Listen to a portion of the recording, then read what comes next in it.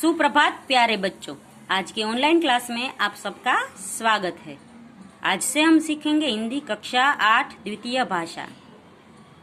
बच्चों, यदि आपको मेरे वीडियो के नोटिफिकेशन ना मिले तो आप YouTube में मेरी चैनल सर्च करके प्लेलिस्ट में मेरे सारे वीडियोस देख सकते हैं। तो आज हम सीखेंगे पाठ नंबर 1। इसका नाम है पत्र एवं डायरी। तो हम सबको पता है कि पत्र क्या है। तो पत्र है वो पहले के जमाने में हम है वो एक दूसरे को अपना संदेशा पहुंचाने के लिए उपयोग में लाते थे।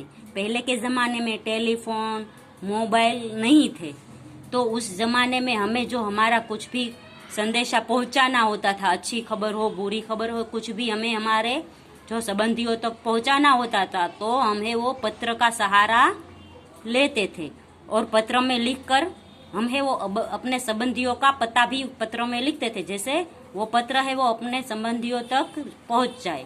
और पत्र पहुंचने में बहुत दिन लगते थे, जैसे कभी कभी एक दिन में पत्र पहुंच जाता था, कभी कभी दूर पता होता था तो 10 दिन भी लग जाते थे।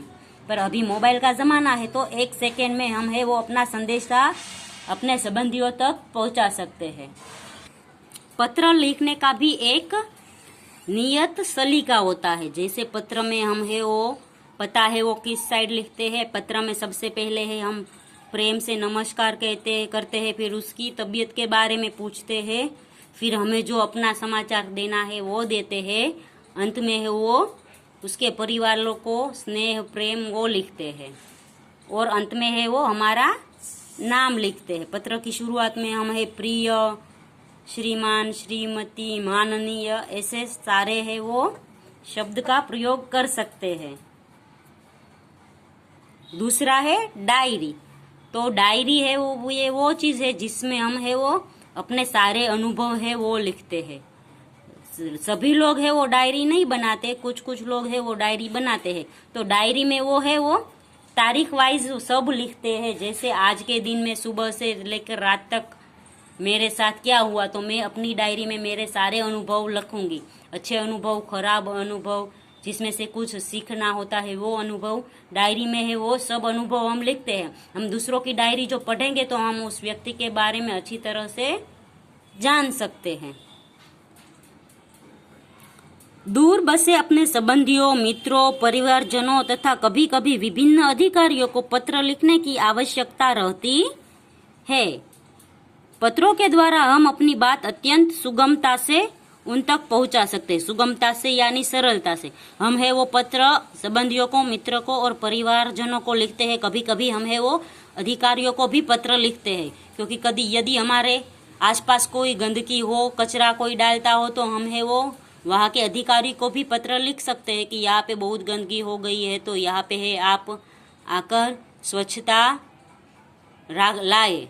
जैसे हम है वो कई सारे पत्र लिख सकते हैं अधिकारियों को। कुछ हमारे सवाल पूछ सकते हैं, कुछ है वो हम है अधिकारियों को अपने प्रश्नों भी बता सकते हैं, और जो प्रश्नों के हल है वो अधिकारी है हमें पत्रों के द्वारा भी जान करा सकते हैं।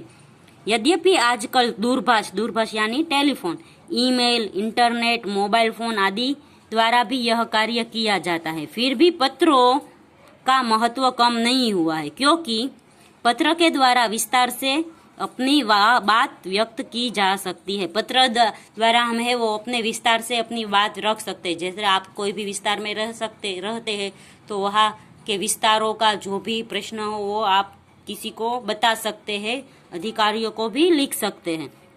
पत्र के द्वारा विचारों को प्रेरित करना अत्यंत अन्य साधनों की अपेक्षा सस्ता है। तो पत्र है वो बहुत सस्ता है। मोबाइल में हम है वो रिचार्ज करवाना पड़ता है, टेलीफोन में भी बिल आता है, पर पत्र है वो सबसे सस्ता साधन है। अधिकारियों तक अपनी बात पहुंचाने, शिकायत करने, आवेदन या प्रार्थना आदि के लिए केवल पत्रों का ही सहारा लिया जा सकता है, अन्य साधनों का नहीं। तो अधिकारियों को हमें जो अपना आवेदन पत्र देना है, कोई शिकायत करनी है, प्रार्थना करनी है, तो हम है वो पत्र के द्वारा ही कर सकते हैं। उसे हम है टेलीफोन करके नहीं बता सकते।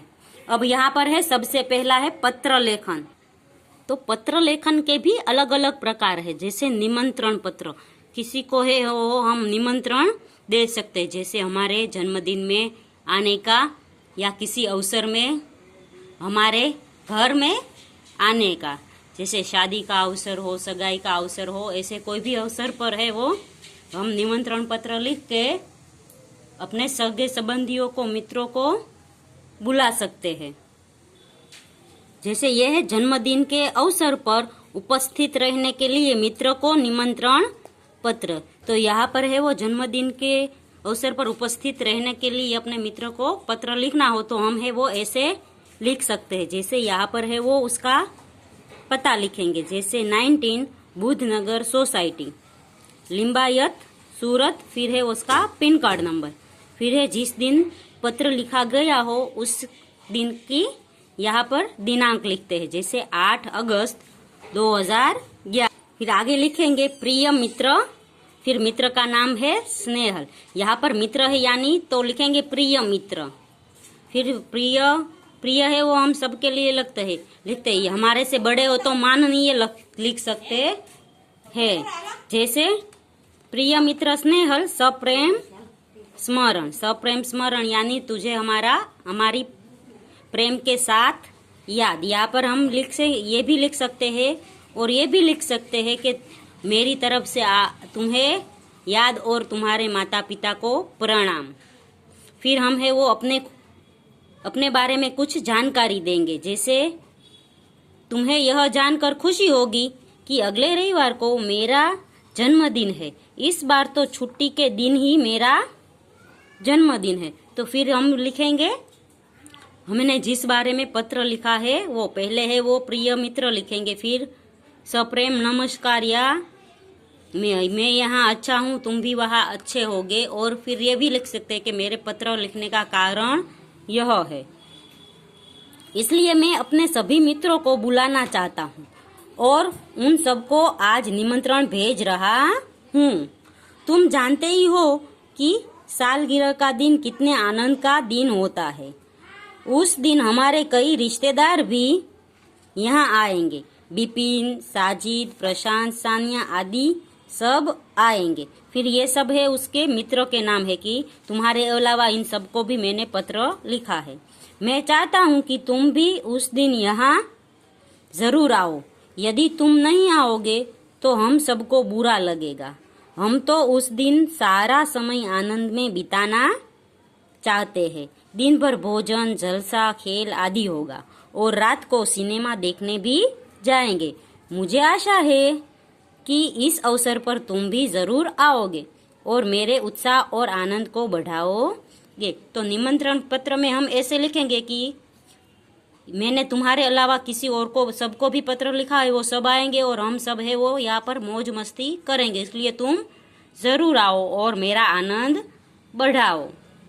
फिर पत्र लिखने का विषय पूर्ण होता है, तब हम लिखते हैं तुम्हारे माता पिता को सादर चरण स्पर्श, छोटे भाई कमल और बहन संगीता को प्यार, तुम्हारे आगमन की प्रतीक्षा करूंगा। पत्र खत्म होने पर हम है उसके परिवार वालों को याद और सादर प्रणाम करते हैं।